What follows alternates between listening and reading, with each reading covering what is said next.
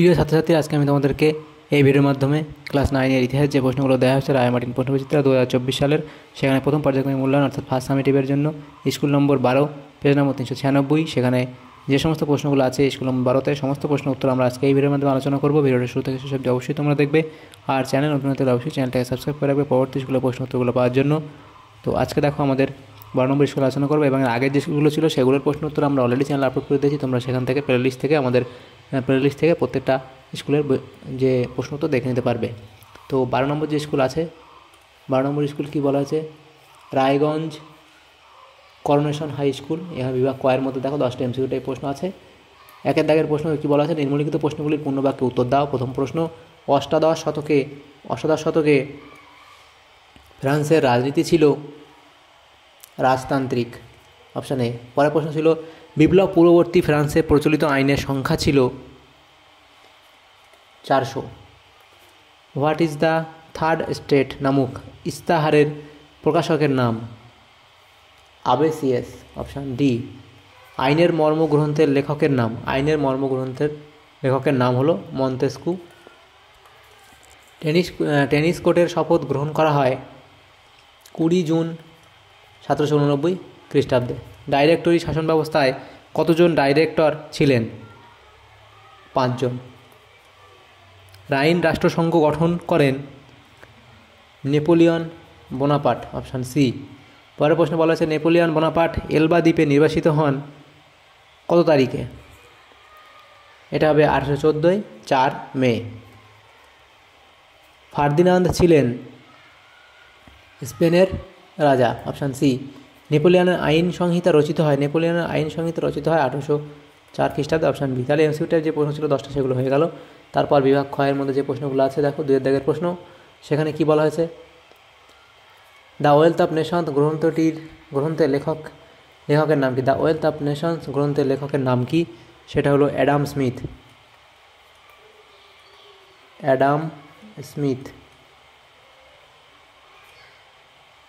Next প্রশ্ন ছিল, শূন্যস্থান পূরণ করো। মেরি আন্তোয়ানেত ছিলেন ড্যাশ এর রাজকন্যা? এটা হলো অস্ট্রিয়ার রাজকন্যা। সত্য মিথ্যা লেখো। বিপ্লব পূর্ববর্তী ফ্রান্সে 1.3% ছিল অভিজাত শ্রেণী, এটা ঠিক বলা হয়েছে। বিবৃতি বলা আছে, নেপোলিয়ন বোনাপার্টের নির্দেশে কোড নেপোলিয়ন রচিত হয়। ব্যাখ্যা 1, ফ্রান্সের আইনগুলি ছিল খুব কঠিন। ব্যাখ্যা 2, ফ্রান্সের আইনগুলি ছিল খুব সরল। ব্যাখ্যা 3, ফ্রান্সের বিভিন্ন এলাকায় আলাদা আলাদা আইন প্রচলিত ছিল। তাহলে এখানে ব্যাখ্যা 3টা হবে সঠিক, ফ্রান্সের বিভিন্ন এলাকায় আলাদা আলাদা আইন প্রচলিত ছিল।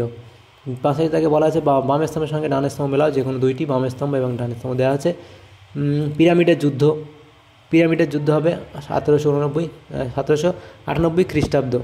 তারপর লিপজিগের যুদ্ধ, এটা হবে 1813 খ্রিস্টাব্দ লিপজিগের যুদ্ধ, এবং এটা আছে ট্রাফালগারের যুদ্ধ, এটা হলো 1805 খ্রিস্টাব্দ, এবং ফ্রিডল্যান্ডের যুদ্ধ হলো 1807 খ্রিস্টাব্দে। এভাবে আমরা বিভাগ খ কমপ্লিট করে নেবো, এস্তম বিস্তম মিলিয়ে নেব।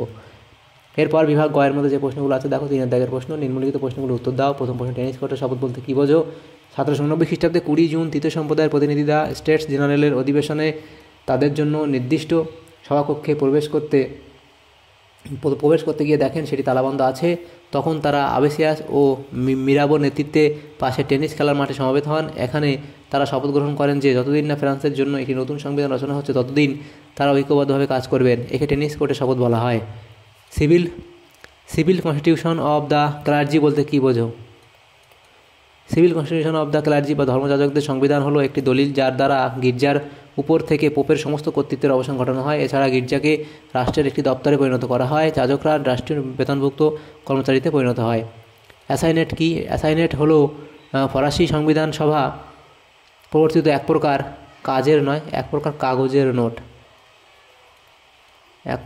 কাগজের নোট।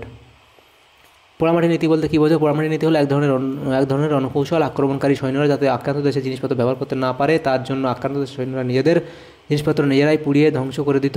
1812 খ্রিস্টাব্দে নেপোলিয়ন যখন রাশিয়া আক্রমণ করেছিলেন তখন রাশিয়ার সৈন্যরা যুদ্ধ না করে পিছিয়ে গিয়ে খাদ্য ও শস্য ভাণ্ডারগুলি জ্বালিয়ে দেয়, পানীয় জলে বিষ মিশিয়ে দেয় এবং যোগাযোগ ব্যবস্থা ধ্বংস করে দিয়ে শত্রুপক্ষের অগ্রগতি ব্যাহত করে। এই রণকৌশলই পোড়ামাটি নীতি নামে পরিচিত। লিজিয়ন অব দ্য অনার কি? লিজিয়ন অফ অনার হলো এক বিশেষ ধরনের সম্মান বা উপাধি। নেপোলিয়ন রাষ্ট্রের প্রতি সেবা ও অনুগতের পুরস্কার স্বরূপ সামরিক ও অসামরিক ব্যক্তিদের লিজিয়ন অফ অনার প্রদানের প্রথা চালু করেছিলেন। নেপোলিয়ন মনে করতেন এর ফলে জনগণের মধ্যে দেশ সেবার মানসিকতা ও দক্ষতা বৃদ্ধি পাবে। লিজিয়ন অফ অনার ছিল ফ্রান্সের সর্বোচ্চ রাষ্ট্রীয় সম্মান। স্পেনীয় ক্ষতকী স্পেনের অভ্যন্তরীণ বিরোধের সুযোগে নেপোলিয়ন 1808 খ্রিস্টাব্দে স্পেনের সিংহাসনে নিজের ভাই জোসেফ বোনাপার্টকে বসান। এতে স্পেনবাসী ক্ষুব্ধ হয়ে পর্তুগাল ও ইংল্যান্ডের সঙ্গে একযোগে ফ্রান্সের বিরুদ্ধে বিদ্রোহ ঘোষণা করে। এই যুদ্ধে নেপোলিয়ন পরাজিত হন ও তার মানমর্যাদা ভুলুণ্ঠিত হয়। তার এই ব্যর্থতা স্পেনীয় ক্ষত নামে পরিচিত। এরপরে যে প্রশ্নগুলো আছে দেখো, বিভাগ ঘ, সেখানে 4 দাগের প্রশ্নে বলা আছে নিম্নলিখিত প্রশ্নগুলি 7-8 বাক্যে উত্তর দাও। প্রথম প্রশ্ন, বিপ্লব পূর্ববর্তী ফ্রান্সের সমাজ ব্যবস্থা বর্ণনা করো। 1889 খ্রিস্টাব্দে ফরাসি বিপ্লবের প্রাককালে ফ্রান্সের জনসাধারণ 3টি সম্প্রদায় বিভক্ত ছিল। 1 নম্বর প্রথম সম্প্রদায়, দ্বিতীয় সম্প্রদায় এবং তৃতীয় সম্প্রদায়। এভাবে প্রথম সম্প্রদায় লিখবে, দ্বিতীয় সম্প্রদায়, তৃতীয় সম্প্রদায় সম্বন্ধে কিছু কিছু লিখবে, এত অব্দি লিখে দেবে। অথবা এই প্রশ্ন ছিল সন্ত্রাসী শাসনের মূল্যায়ন করো। এখানে পটভূমি লিখবে, এটা এখানে দেওয়ার দরকার নেই। উদ্দেশ্য লিখবে এবং সন্ত্রাসের ভয়াবহতা এবং অবসান এগুলো লিখবে। তারপরে প্রশ্ন ছিল কি 2 দাগের প্রশ্ন, নেপোলিয়ন বোনাপার্টের মস্কো অভিযানের ব্যর্থতা কারণগুলি লেখো। নেপোলিয়ন ও তার ব্যর্থ মস্কো অভিযান, সেখানে রাশিয়ার পরমাণু নীতি পয়েন্ট করে লিখবে, রাশিয়ার প্রাকৃতিক অবস্থা লিখবে, রুশ বাহিনীর আক্রমণ এবং গুজবের প্রভাব এগুলো পয়েন্ট করে লিখবে। মস্কো অভিযানের ব্যর্থতা ও নেপোলিয়নের পতন বলে শেষে পয়েন্ট করে এই অবধি লিখে দেবে। অথবা যে প্রশ্ন ছিল দেখো, নেপোলিয়ন বোনাপার্টকে বিপ্লবের সন্তান বলা যায় কি? তো এখানে লিখে প্রথম কনসাল হিসেবে চূড়ান্ত ক্ষমতার অধিকারী হলেও নেপোলিয়ন অনুধাবন করতে পেরেছিলেন যে বিপ্লবের ফলে ফরাসিদের মনে যে উচ্চাসার সৃষ্টি হয়েছে তা পূরণ করতে না পারলে খুব বেশি দিন ক্ষমতা টিকে থাকা যাবে না। তাই তিনি নিজেকে বিপ্লবের সন্তান রূপে তুলে ধরেন। তিনি স্বাধীনতা ছাড়া বিপ্লবের অপর দুটি আদর্শ সাম্য ও মৈত্রীকে বাস্তবায়িত করতে সচেষ্ট হয়েছিলেন। নেপোলিয়নের রাজপ্রাসাদের উত্থান, নেপোলিয়নের রাজপদে উত্থান এই পয়েন্ট করে লিখবে। তারপর বিপ্লবকালীন ফ্রান্সের সংবিধান সভা কর্তৃক প্রচলিত নিয়মগুলির বহাল রাখা, আইনি অধিকার প্রতিষ্ঠা, বিপ্লবের স্থায়িত্ব প্রদান এবং ইউরোপে বিপ্লবের আদর্শ প্রসার এগুলো লিখবে। শেষে লিখবে নেপোলিয়ন বোনাপার্ট তার শাসনকালে আইনের সামন্ততান্ত্রিক শোষণের অবসান, আইনবিধি প্রণয়ন ইত্যাদির মাধ্যমে নিজেকে বিপ্লবের ধারক ও বাহক রূপে প্রতিষ্ঠা করেন। বিপ্লবের মধ্য দিয়েই তার উত্থান ঘটেছিল, কাজেই তিনি ছিলেন বিপ্লবের সন্তান।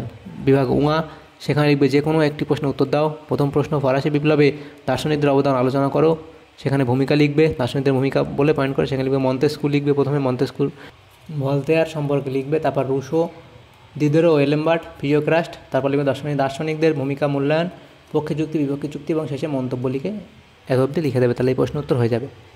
দ্বিতীয় প্রশ্ন ছিল নেপোলিয়ন বোনাপার্টের সংস্কারের বর্ণনা দাও।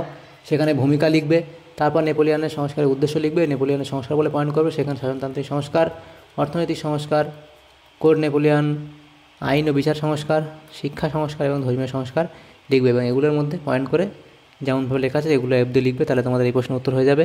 তাহলে দেখো আমাদের 11 নম্বর যে স্কুল ছিল সেখানে যে প্রশ্নগুলো ছিল ক্লাস 9-এর ইতিহাসের, সেই প্রশ্নগুলো আমরা আলোচনা করে নিলাম। তো যদি তোমাদের সামান্যতম উপকারে এসে থাকে ভিডিওটা, তাহলে অবশ্যই এটা লাইক করবে আর বেশি বেশি করে বন্ধুদের সাথে শেয়ার করবে। Thanks for watching. তাহলে আমাদের 12 নম্বর স্কুলের যে প্রশ্নগুলো ছিল ইতিহাসের ক্লাস 9-এর, সেই প্রশ্নগুলো আমরা আলোচনা করে নিলাম। তো যদি তোমাদের সামান্যতম উপকারে এসে থাকে ভিডিওটা, তো অবশ্যই একটা লাইক করবে আর চ্যানেল নতুন হলে অবশ্যই চ্যানেলটাকে সাবস্ক্রাইব করে রাখবে। Thanks for watching.